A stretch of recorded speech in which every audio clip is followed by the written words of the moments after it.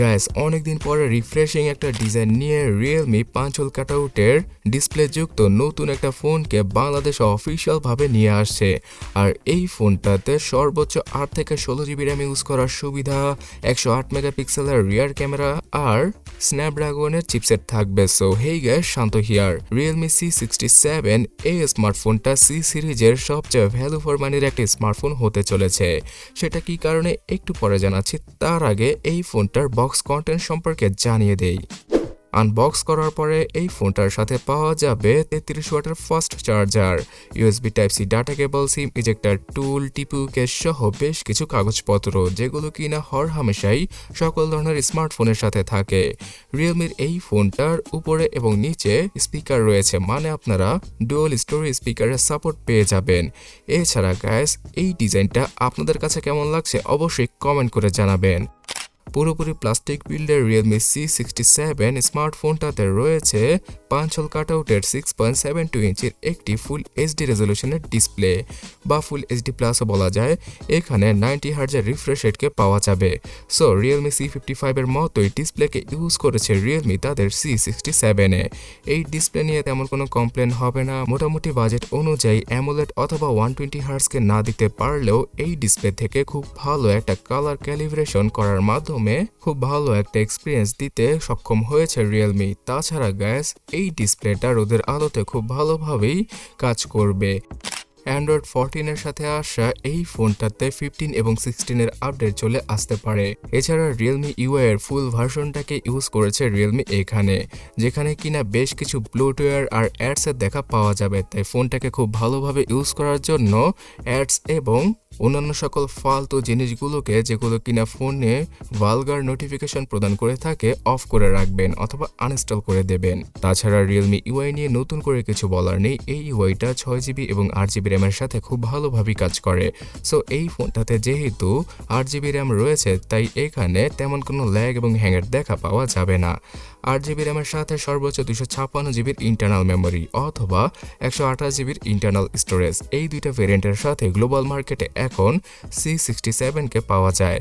এবং এই ফোনটাতেও আপনারা 8 জিবি র্যামের সাথে আরও 8 জিবি র্যামকে যুক্ত করে মনে মনে 16 জিবি র্যামকে ইউজ করতে পারবেন। পাওয়া যাবে ডেডিকেটেড সিম স্লট, যেখানে কিনা দুইটা 4G সিমের সাথে একটা SD কার্ডকে 512 জিবি পর্যন্ত ইজিলি ইউজ করা পসিবল। আর ক্যামেরা সেকশনে 108 মেগাপিক্সেলের ডুয়াল ক্যামেরা সেটআপ পেছনে রয়েছে। এখানে মেন 108 মেগাপিক্সেলের ক্যামেরাটাই কাজের, যেটা কিনা বাই ডিফল্ট 12 মেগাপিক্সেলের ছবিগুলো ক্যাপচার করবে। সামনে পাওয়া যাবে 8 মেগাপিক্সেলের সেলফি। সো আমার কাছে মনে হয় যে পেছনে 48 মেগাপিক্সেলের মেন ক্যামেরা আর সামনে 16 মেগাপিক্সেলের সেলফিকে দিলে সবচেয়ে ভালো হতো। ক্যামেরা কোয়ালিটি বাজেট অনুযায়ী তেমন একটা ভালো পাওয়া যাবে না, অনেকটা অ্যাভারেজ অথবা বিলো অ্যাভারেজই বলা চলবে। বিকজ এর সেলফি ক্যামেরার কোয়ালিটি অবশ্যই এই বাজেটে আরও বেটার হতে পারত। এই ফোনটা দ্বারা 4K তে ভিডিও রেকর্ড করা পসিবল নয়। সেটা কি কারণে একটু পরে জানাচ্ছি। তার আগে এই ক্যামেরাতে কি ফিচার রয়েছে সেটা জানিয়ে দেই।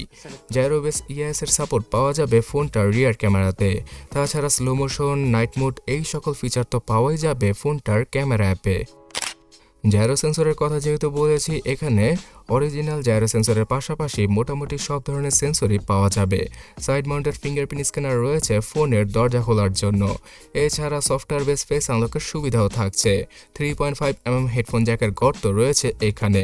আর সর্বশেষে চিপসেট সম্পর্কে জানিয়ে ভিডিওটা শেষ করব। এবং এই চিপসেটটা বাজেট অনুযায়ী অতটাও ভালো একটা আউটপুট দিতে পারবে না আমাদের, বিকজ স্ন্যাপড্রাগনের 685কে ইউজ করেছে Realme, যেটা কিনা Redmi Note 13, Redmi Note 12 সহ আরও বেশ কিছু স্মার্টফোনে পাওয়া যায়। এই চিপসেটটা 2 থেকে 3 বছর আগের স্ন্যাপড্রাগন 665 এর কিছুটা রিব্র্যান্ডেড অথবা মডিফাই ভার্সন। এখানে যে জিপিউটা ইউজ করা হয়েছে সেটা তো আরও পুরনো, মানে আমি 5 থেকে 7 বছর আগে এই জিপিউর স্মার্টফোন দেখেছি। সো স্ন্যাপড্রাগনের একদম বিলো অ্যাভারেজ টাইপের চিপসেট হলো গিয়ে এই 685, যেটা কিনা 6 ন্যানোমিটার আর্কিটেকচারে তৈরি করা। সো এই চিপসেটের জন্যই 4K তে ভিডিও রেকর্ড করা পসিবল হবে না এই ফোনটা দ্বারা। এছাড়া তাছাড়া ডিসপ্লের পুরোপুরি গ্রাফিক্সটা মানে ভালো গ্রাফিক্সটা তুলে আনতে পারবে না এই চিপসেটটি। যদি এখানে মিডিয়াটেকের G99 কে ইউজ করা হতো তাহলে তো কোনো কথাই ছিল না। বাজেটের মধ্যে রিয়েলমি ভালো কাজ করেছে, এটা আমরা সকলেই বলতে পারতাম।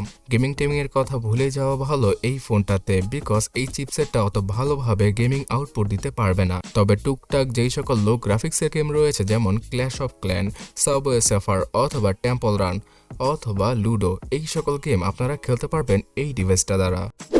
সো গ্যাস, ফাইনালি বলতে গেলে এই ফোনটার সবকিছুই একদম মোটামুটি লেভেলের হলেও চিপসেটটা আমার কাছে তেমন একটা পছন্দ হয়নি। বর্তমানে গ্লোবাল মার্কেটে এই ফোনটা 17 থেকে 20,000 টাকায় পাওয়া যাচ্ছে।